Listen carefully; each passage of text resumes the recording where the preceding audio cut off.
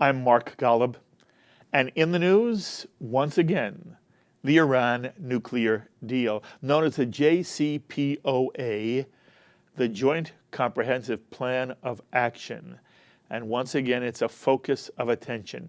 We all remember the furor over whether we should or should not make a deal with Iran, which removed economic sanctions on that country, unfroze billions of Iranian dollars being held in foreign banks in return for Iran's depleting its nuclear stockpile and agreeing to put its nuclear program on hold for at least 10 years. The deal also included inspection conditions so that the U.S. and the West could verify Iran's compliance. But here we are a year later, and some are still critical of the deal, arguing that Iran has not lived up to its requirements and has not permitted appropriate inspections. Well, for some insight into the issue, I am so pleased to have on our JBS phones from Washington, D.C., Dr. Patrick Clawson, who is the Morningstar Senior Fellow and Director of Research at the Washington Institute for Near East Policy. And Patrick directs the Institute's Iran Security Initiative. He speaks all over the country on the Iran nuclear deal, and he was on JBS a number of times in programs addressing this issue. Patrick, thank you so much for joining us. Thank you for having me. Okay, Patrick, first of all, in general, I want to know, how's it going? To what extent do you, the Washington Institute, and people you speak with, believe the nuclear Iran deal has really proven to be successful? Where are you in some way disappointed? Well, it's going so-so. The biggest problems are that Iran is testing the limits of what it's allowed to do under the deal, and that's what I expected, but it's still disappointing. And also that the United States has been reluctant to go as far as President Obama spoke about going, to confront Iran's other destabilizing activities in the region. The U.S. has been worried that if it were vigorous in pushing about those other activities, that Iran might back off from the nuclear deal. Mm-hmm. So I would say both sides have done about the minimum that could be expected under the deal. Okay. You know, we spoke to so many of you at the Washington Institute during the entire dialogue and debate. And we had Dennis Ross on, and what Dennis was saying was that while he was leaning towards it, he wasn't thrilled, but he was leaning towards supporting it. One of the things that bothered all of you was that there were no specific delimitations of what the U.S. and the West's actions would be, what sanctions would be once again imposed for lesser infractions of the Iran deal. To what extent has that remained a problem? That there was never a defined set of conditions and responses which the West would take if Iran did violate an issue here or there? The administration officials who spoke with us promised that there would be a Chinese menu of options, that if Iran committed a small violation, that there would be a small U.S. response.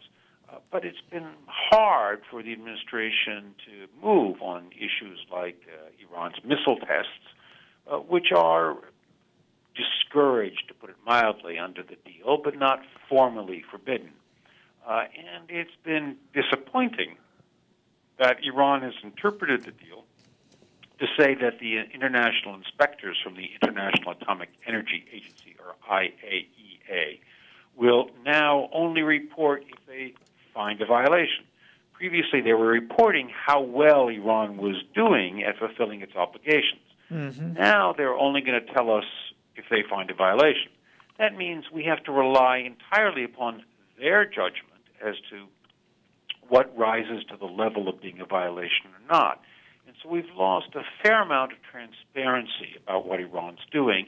We can't really tell how much Iran's pushing the limits on a number of other issues. Okay. You know, Patrick, you sound so measured and responsible. And yet at the same time, I would have expected that if the situation is as you have described, there'd be some real passionate annoyance, if not anger, at how this deal has played out. The American people were told time and time again there will be 100% verification. This is going to be the strictest verification ever devised on the face of the earth. And then when the deal was about to be signed, it was clear it wasn't, there were certain things about the verification which were lacking. But what you're now saying is that we do not have the kind of verification, even the secondary verification, that we had been promised. Why doesn't that seem to bother you more? Well, we don't know if we have that verification or not. We have to take the word of the IAEA. Now, they have been really scrupulously honest in the past and quite willing to call countries out for technical violations. So it's quite possible that Iran, in fact, is living up to its obligations. But I am bothered by the lack of transparency, that we have to rely upon the IAEA's judgment rather than being able to look at the information and make up our own minds. So I don't know that there's been violations, but I am concerned that Iran's got some really good sea lawyers who've been very good at interpreting the agreement in some ways that rather surprised me and pushed the edge of the envelope on a number of different fronts. So, for instance, there was this procurement channel set up that by which Iran was supposed to acquire all the material for its nuclear program. Well, in fact, what we learned from the UN Secretary General's report on what happened in the first 6 months of the deal being implemented, that procurement channel has never, ever been used. So either you think Iran stopped buying stuff from abroad, or you think that the procurement channel really isn't working the way it should be. Mm-hmm. By the way, Iran was supposed to send its nuclear material out of the country. To the best of your knowledge, has that been done? Yes. There were some delays, and the U.S. government stepped in to buy some stuff that Iran couldn't sell elsewhere, which I thought was inappropriate. I thought the United States should say to the Iranians, look, just stop making this stuff. We're not going to buy it. Just stop making it. So there have been some minor delays, but generally Iran has shipped the stuff out of the country. Okay. And are you saying, by the way, for all of the things that bother you, one of the reasons why I don't sense in you any real upsetness is that by and large you feel this deal is working? No, by and large, I think this deal was relatively minor. The Iranians promised to do relatively minor things, and we promised to do relatively minor things, and that's what's happened. I never thought this was an earth-shaking deal. I always thought that Iran promised to do a number of things, would postpone its program for a few years, but not that much. And we promised to do a number of things to relieve the pressure on Iran, but not that much. And that's pretty much what's happened. Okay. Patrick, you really have to help me and the audience, because that's not the way it was described a year ago. We were told this is the most important agreement, and that in essence Iran could, if it got the nuclear weapons, not only threaten the state of Israel and the Middle East, but could ultimately threaten Europe, and it's building intercontinental ballistic missiles that could deliver warheads anywhere on the planet, and that this was a huge, big deal, and that we were told that ultimately the president, and he asked the American people, gave us time to discuss it, people like you to discuss it, because it was momentous. Now you're making it out to seem like it's a two-bit sideshow. Well, basically, the Iranians promised to park their nuclear program for a while, and we in return agreed to legitimize it, to say that after a number of years, the Iranians could put out a part and speed along as they wish. That was the deal. I want to I was never so impressed by this idea, that we're providing valet parking for the Iranians for a number of years. Yes. But that's what we agreed to. Okay. By the way, I've seen you discuss this. You've been very honest. Are you saying, in essence, as you look back at the deal, and for all I know, if you and I had been having dinner a year ago, you would have said the same thing. But are you saying now, looking back on it, that the best we did, we kept them from building a bomb for a little while, but that bottom line, sooner or later, this deal is going to expire, and Iran will have every opportunity to build a nuclear weapon? Is that what you're saying? Well, we have bought some time. The question is, what are we going to do with that time? And if we want to make sure that this deal turns out in the eyes of history to be a good one, we better use that time to put in place a broad international consensus and mechanisms to press Iran to make sure that once the deal's over, that Iran doesn't race ahead to build a nuclear weapon. Okay, but what you're really saying is I was always suspicious that we were actually going to make that effort. And we haven't done very much about that. Frankly, we've done very little about that. And that's annoying, isn't it? Well, it's disappointing, but frankly, it's what I expected. I mean, I thought that when we negotiated this deal, that it was most likely that politicians would just hope that over the 10-year period something would happen, and it might happen, that Iran changes its mind, decides not to pursue this course, and that's pretty much what we've been doing. Okay. Was the American people had? No. Look, for one thing, President Obama is deeply convinced that the way to improve U.S. security is by improving relations with countries with which we've historically had poor relations. And he thinks that by addressing those countries' grievances, that's the way to improve U.S. National security. This is true whether it's Cuba, whether it's Russia, or whether it's Iran. So Obama is a firm believer in this path of how to improve U.S. national security. And he argues that there is no better alternative. That this may be risky, but what's the alternative? So he's firmly convinced this is the right way to go. And he makes a good argument that we haven't done a whole lot better with alternative approaches.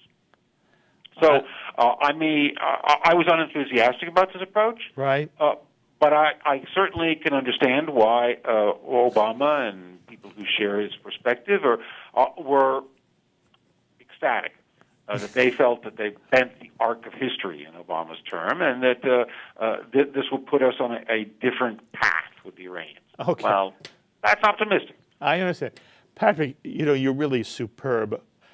What an interesting word for you to use. I am unenthusiastic.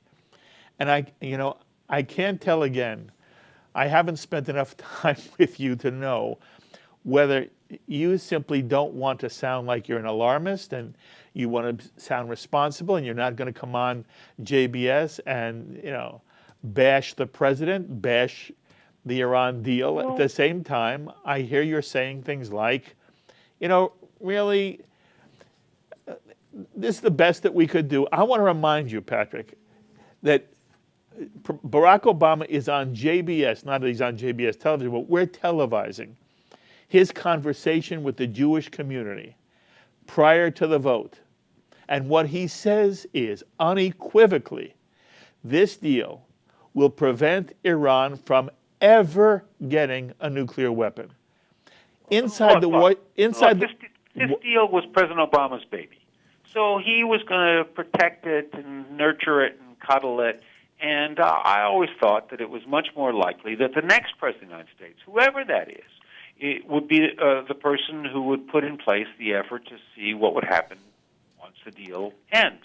And after all, the deal's not going to end on Obama's watch. It's much more likely to end on the next president's watch. And I do think that both presidential candidates, the Democratic and Republican Party, are going to want to do more. Hillary Clinton has said that her approach to this deal is yes and she wants to do more. And Donald Trump has said that what he wants to do is how did he put it, enforce the heck out of this deal. And so the next president is much more likely to put in place the steps that will tell whether or not the deal works over the long term or not. Okay, I don't mean to push you, and so we're going to leave it alone. By the way, I hear it differently. I hear Donald Trump saying this was the worst deal ever negotiated and he's going to tear it up and make a new deal. And I hear Hillary Clinton saying nothing at all. I never hear the word Iran come out of her mouth. So you know things, but you know them because you're inside. They're not part of this campaign, Patrick. Well, there's no reason for Hillary Clinton to make this part of her campaign. Why the heck should she do that? But the major address that she gave about the subject before the deal was approved at the Brookings Institution was this yes-and approach. And I think that it's very likely that if she becomes the next president, that she'll want to show that she is different from, better than Obama on certain issues. And this issue is ripe for her to take that approach.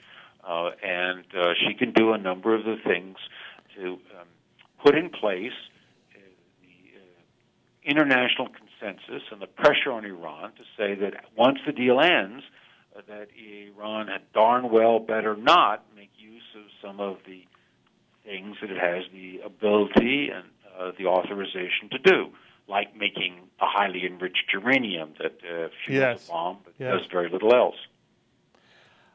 I hope you're right. I have not, again, what you've said is this is what her position was before the deal was signed. That's over a year ago. And we were told it is very hard to get an international community to gather together to put sanctions on any country, including Iran. And that was one of the arguments the president made when he argued the deal he made was the best deal we could get. In any case, one of the other things that we heard during the entire discussion was that Prime Minister Netanyahu and the state of Israel as a whole thought the Iranian threat was the single worst threat facing the world. They thought the deal was terrible. Do you have any sense of what Israel thinks now, a year later? And, Look, I think an awful lot of the Israeli officials will readily acknowledge that the deal has pushed back Iran's program. It's given us some time. It's given us more time than we probably would have gotten through a military strike. But they're very nervous about what are we going to do with that time. And they're very nervous about whether or not we're going to continue to press Iran about its other destabilizing activities. And you are too. Yeah, absolutely. And I mean, that's why I think that this the approach that the two presidential candidates is adopting of saying that we got to do complementary steps, and got to push hard, and we have to make sure that we hold the Iranians' feet to the fire. That's the approach we need. And I think it's unlikely that this administration will be eager to do that because they're so protective of this deal. But you think Hillary may be willing to do so? Look, whoever's going to be the next president is going to show that they're different than Obama. Yes. They're better than Obama. And the Middle Eastern issues in general, whether it's what to do about Syria or what to do about Iran, are right up high on the list of candidates for showing that you can do better than Obama. Okay. But I also see pieces now all the time, Patrick, questioning whether the JCPOA will survive after President Obama finishes his terms in office. What's your sense? Well, no question that Iranian politicians across the board have been building a case at home and building a case with especially the Europeans for saying the United States isn't living up to its obligations, and therefore Iran is absolved of its obligations. That we hear this from the supreme leader, Ayatollah Ali Khamenei, all the time. And we even hear it from President Rouhani and Foreign Minister Zarif, that the United States hasn't lived up to its obligations. So the Iranians are hedging their bets and creating a circumstance under which they would hope that they could get away with saying that it's entirely the United States' fault if there's any problems with this deal. Are they going to formally walk away from the deal? I don't know. Mm-hmm. What they might do is just more and more aggressive interpretations of its provisions to the point that the deal becomes less and less meaningful. Okay, although the people who question whether the JCPOA will survive are not questioning whether Iran will continue to want the deal, but they're suggesting that the next president, whomever it is, may not be nearly as supportive or interested in maintaining it. That's the sense I'm asking you.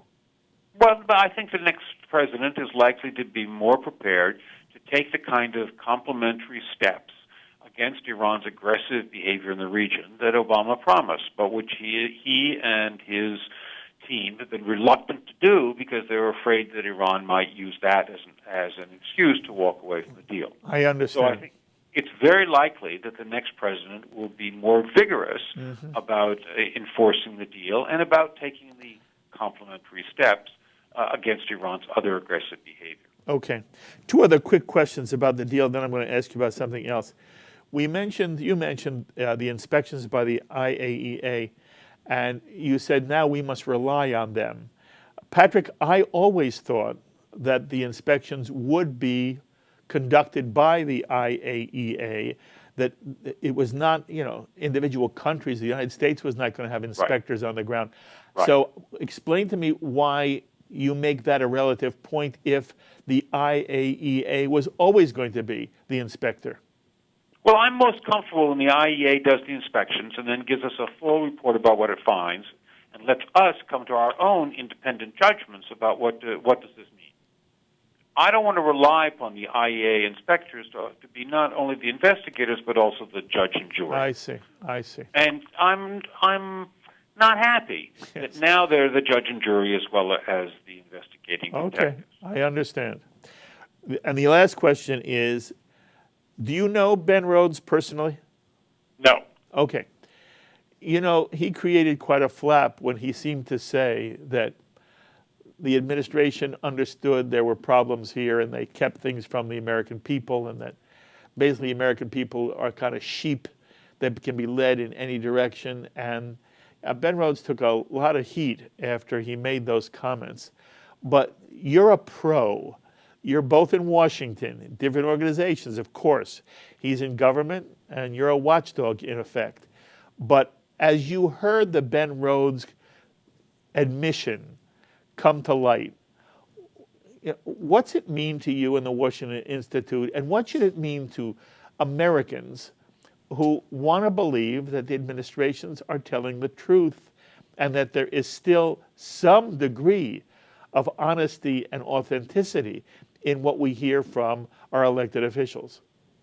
Well, I'm an old-fashioned type, and I hearken for the days when there used to be serious debates about arms control treaties, and both sides would say, okay, what can we do in order to clarify what we mean and advance U.S. national interests?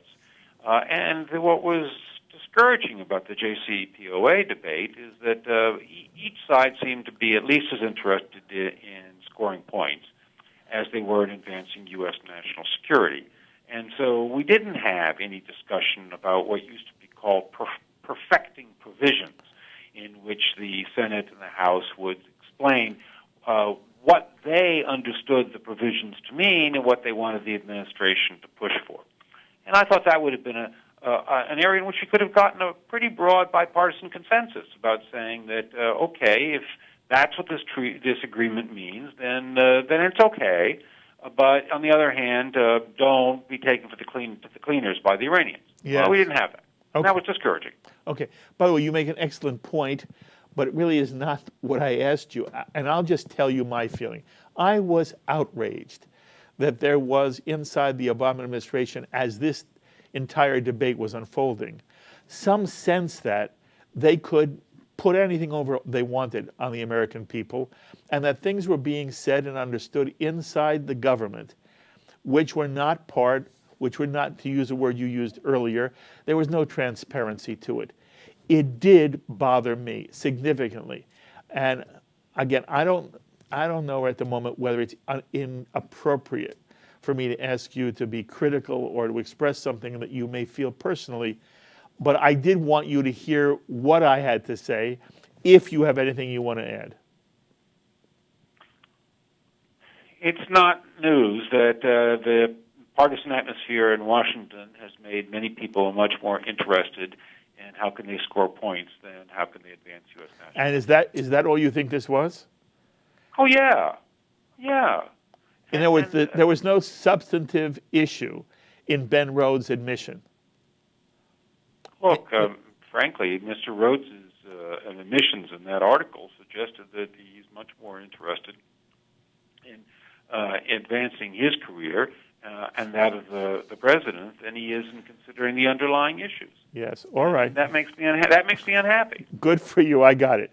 I have only a couple more minutes left with you, and you really are an expert on the entire Middle East. Can I have your sense of what this failed coup in Turkey means, both for the world in general and most specifically, what's it mean for Israel? Well, it's a discouraging development, to put it mildly, because this only allows Mr. Erdogan, the president of Turkey, to pursue his agenda of consolidating control in his own hands. And that's not good. I mean, Israel's better served when the region has more stable and more liberal governments, and that's not the way in which Mr. Erdogan is going to be headed. So it's bad news for Israel. As for the particular Israel-Turkish relationship, Erdogan's no great friend of Israel, to put it mildly, but I don't think he sees Israel as being a foil that he can use to advance his career to the same extent that he did a few years ago. So at least for now, he's not concentrating on castigating the Israelis for their actions. Yes. Do you worry that he will move the country far more to the right or in a fundamentalist direction as it pertains to Islam? Look, if he wants to be more socially conservative and he wants to see religion play a more active role in public life, that's not what I would want if I were a Turkish citizen, but frankly, that's their privilege. What's of greater concern to me is the degree to which he threatens democratic institutions. Yes. And in particular, he doesn't seem to have any understanding of the importance of having a loyal opposition. Mm-hmm. So as far as he's concerned, any opposition is inherently disloyal. Yes. That's not good. Patrick, it's been a joy talking to you. This is our first opportunity for a conversation. I hope one day we can sit across the table in person, either in Washington or in studio, and I'd love to pick your brains and learn more about you. But you're great, and I thank you so much for giving time here on JBS. We will talk again soon. Thank you for having me. Take care now. Thank you. Dr. Patrick Clawson, Morningstar Senior Fellow and Director of Research at the Washington Institute for Near East Policy. And again, Patrick directs the Institute's Iran Security Initiative. It was, he obviously didn't want to say too much of a blaming the Obama administration or criticizing it. But if you heard what he said, he's obviously very concerned, as the Washington Institute is in general, with the aftermath of the Iran nuclear deal. As always, my thanks to our director, Sloan Copeland, production coordinator, Serge Goldberg, editor, Dennis Golan, and to the JBS Associate Director, Dara Golub, and to the crackerjack producer of In the News, Carol Lilienthal. Until the next time, I'm Mark Golub. Be well, my friends.